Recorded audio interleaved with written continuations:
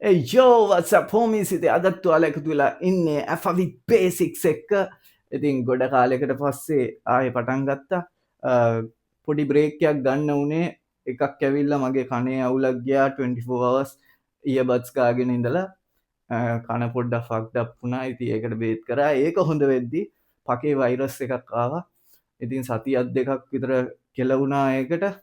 ඉතින් කොහොමරි බැක්කින්ද බිස්නස්. ඉතින් අපි අලුතෙන් ට්‍රයිපොඩ් එකක්ම අරන් ඇවිල්ලා තියෙන්නේ. ඉතින් අද ආයෙ අපිට ගෙනිය ඕනේ නැහැ. ඒ වුණාට උට බනින්න නැති වුණාම මට කන්ටෙන්ට් එක කරද්දි පාළුයි. ඉතින් ඌව කොහොමද ඉස්සරහා එපිසෝඩ් වලට ගෙන්න ගන්නවා පිටිපස්සෙන් හරි තියන්න.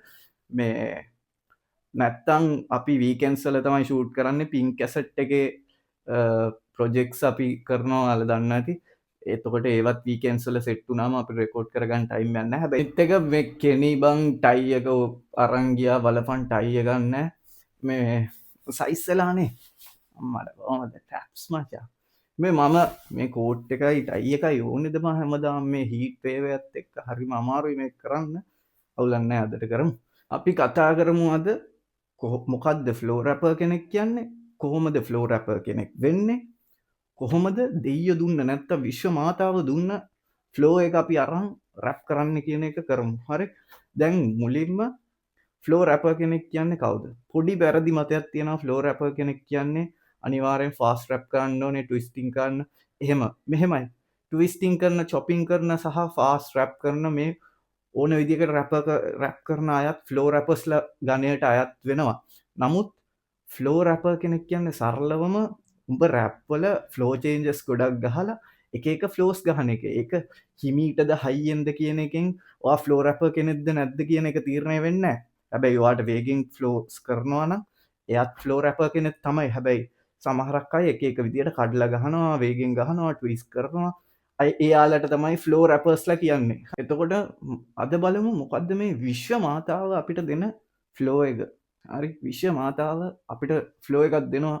අනේ විශ්ව මාතාවෙන් ස්තුති වේවා, විශ්ව මාතාවට ජය වේවා කියලා අඩුවක් දැකලා තියෙනවා. මම අර සමහර ගෲප්ස් තියෙනවා පොසිටිව් තින්කර්ස්ලා මොකද්ද ඒකට කියන්නේ මොකක් ඒකේ මං ෆොටෝ එකක් දැම්මා. ඔක්කොම විශ්ව මාතාවට ස්තුති. ඉතින් ඒ වගේ තමයි. හරිද? විශ්ව මාතාව හරි, දෙවියන් වහන්සේ හරි, නැත්තම් ඒලියන් කෙනෙක් හරි ඔන්න නමෙන් ආවත් ඔයා ෆ්ලෝ රැපර් කෙනෙක් වෙනවා නම් ඔයාට ෆ්ලෝ එක ඉබේම ඔලුවට එන්න ඕනේ. කවදාවත් දැන් ඔයාලට මං උදාහරණයක් පෙන්නන්නම්. හරි, මගේ එක්කින් මේ මම 1900 බර ගණන් වල කොරෝනා එහෙම එන්න කලින් මම ඉස්සර ෆ්ලෝ රැප් කරා. ඒ ෆ්ලෝ රැප් වල කැලි ටිකක් දාන්න. New school never own never flows. On the street trap it on in the shows. Hatter putting in the dark in the door. Ate mulli ma get to examine bro. Satish ekke shady space push ekka ponne bate kava the cake kanata punna the bake hip hop ne be beach. දැන් ඔතන එක එක flow changes ඔයාලා දකින්න නැති කවදාවත් මගේ ජීවිතේ මම ඒ කියන්නේ එහෙම කරපු අවස්ථා තියෙනවා. හැබැයි හරිම ටිකයි. හරි, කවදාවත් මේ ෆ්ලෝස් මම මේ පොතේ බලාගෙන මේ ටෙක්නික් එක ගහන්නේ මෙතන එහෙම නැහැ. ඔයා ලියාගෙන යද්දි ඉබේම ඔයාට එනවා ෆ්ලෝ එකක්. ඒක කොහෙන්ද එන්නේ කියලා දන්නේ නැහැ. හැබැයි ඔයා ෆ්ලෝ රැපර් කෙනෙක් නම් ඔයාට අනිවාර්යෙන් මේ දේ වෙන්න ඕනේ. එතකොට තමයි නැචරලි ඔයාට ෆ්ලෝ රැපර් කෙනෙක් වෙන්න පුළුවන්. ඔයා කවදාවත් ටෙක්නික්ස් මත ඩිපෙන්ඩ් වෙන්න එපා. එතකොට ඔයා හිර වෙනවා එක තැනක. තේරෙනවද? මොකද අනිත් එක මොනවා හරි ඔයා ටෙක්නික් එකක් හොයාගත්තා කියලා ඒ ටෙක්නික් එක හැමතැනම දැම්මත් කැතයි. ඒ හින්දා මේ දේවල් නැචරලි ඔයාගේ ඇඟට එන්න ඕනේ. එතකොට කොහොමද අපි දැන් හරියටම දන්නේ නැහැනේ කොහොමද ඔලුවට ෆ්ලෝ එක එන්නේ කියලා. ඒත් අපි අනුමාන කරමු, ඇනලයිස් කරමු. එතකොට කොහොමද මෙහෙම නැචරලි ෆ්ලෝ එකක් ඔයා ලියාගෙන ඉද්දි එන්නේ ඔලුවට? ඒකට අනිවාර්යෙන් ඔයාගේ ප්‍රැක්ටිස් එක ඕනේ. දැනුම ඕනේ. දැනුම කියන්නේ ඩේටානේ. අපි ඩේටානේ අපි ඩීකෝඩ් කරලා, ඒ කියන්නේ අපේ අදහස්, අපේ එක්ස්පීරියන්ස්, අපි කියවන කරන දේවල්, දකින දේවල්, අපි අත්විඳින දේවල් ඕවනේ රැප් වලට එන්නේ. ඉතින් ඒ දත්ත ටික ඕනේ. එතකොට ප්‍රැක්ටිස් එක ඕනේ. හරි, ගොඩක් කාල මියුසික් එක්ක ඉන්න ඕනේ.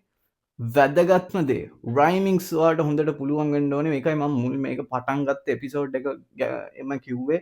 රයිමින්ග්ස් හදා ගන්න ඕනේ රැප් වල මොන දේ කරන්නත්. ඉතින් ඔයාගේ රයිමින්ග්ස් අර දේවල් එක්ක ඔයාගේ රයිම් ස්කිල් එකත් හොඳයි නම් අනිවාර්යෙන් හොඳ ෆ්ලෝ රැපර් කෙනෙක් වෙන්න පුළුවන්. දැන් මම දන්නම් ඉස්සර ෆ්ලෝ කරා වගේ මෑතකදී මම රෙකෝඩ් කරපු එකක්.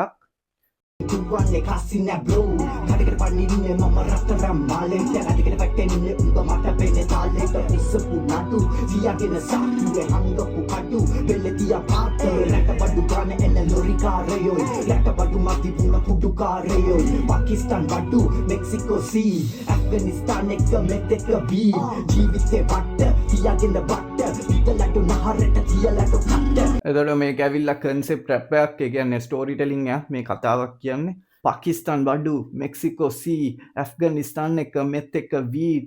දැන් ඔතන ෆ්ලෝ එකක් නේ. ටටට ටටට ටටට ටටට ටටට ටටට ඊට පස්සේ තියෙන ජීවිතේ වට තියාගෙන බට විතලඩු නහරට තියලඩු කට්ට ටක ටක ටක ටක ටක ටක ටක්ට. ඉතින් මේවා මං කොහෙවත් මේ පොතේ මෙහෙම තියනවා මේ ටෙක්නික් එක ගහන්න නෑ. මේවා ඉබේම ඔළුවට එන ෆ්ලෝස්. මේවා හිතන්නේ නෑ. ලියද්දි ලිය වෙනවා ඒ ෆ්ලෝ එකට. එහෙම තමයි 90%ක් ෆ්ලෝ රැපර්ස්ලා ෆ්ලෝ කරන්නේ.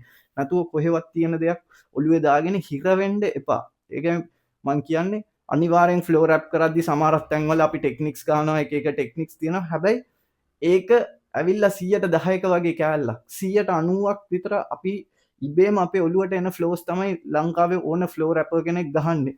ඒවා මේ පොතකින් බලාගෙන කරන්න පුළුවන් දේවල් නෙවෙයි. ඉතින් අර මුල් කිව්ව දේවල් ටික හදාගත්තොත් ඉබේම විශ්ව මාතාව හරි දෙවියන් වහන්සේ හරි ඒලියන් කෙනෙක් හරි කවුරු හරි ඔයාගේ මනෝ කාය හරි කවුරු හරි ඔයාට ඒ ෆ්ලෝ එක ඔයා ලියන් ඉද්දි ගෙනල්ලා දෙයි. හැබැයි මතක තියාගන්න අනිවාර්යෙන් රයිම්ස් ඕනේ. රයිම්ස් නැත්තම් ෆ්ලෝ එකක් එන්නේ නැහැ. ෆ්ලෝ රැපර් කෙනෙක් වෙනවා නම් ෆ්ලෝ චේන්ජස් තියෙන්න ඕනේ. ඒ කියන්නේ බාස් 4න් 4ට 2න් 2ට නැත්තම් 8න් 8ට හරි කොහොම හරි කැචි ෆ්ලෝස් ටිකක් චේන්ජ් වෙන්න ඕනේ. මුළු රැප් එකම එකම ෆ්ලෝ එකෙන් නැතුව ෆ්ලෝ රැපර් කෙනෙක් නම් ෆ්ලෝ චේන්ජ් එකක් තියෙන්න ඕනේ. හොඳ රයිමින්ග්ස් තියෙන්න ඕනේ. ඉතින් අපි ඊළඟ එපිසෝඩ් එකකින් හම්බ වෙමු.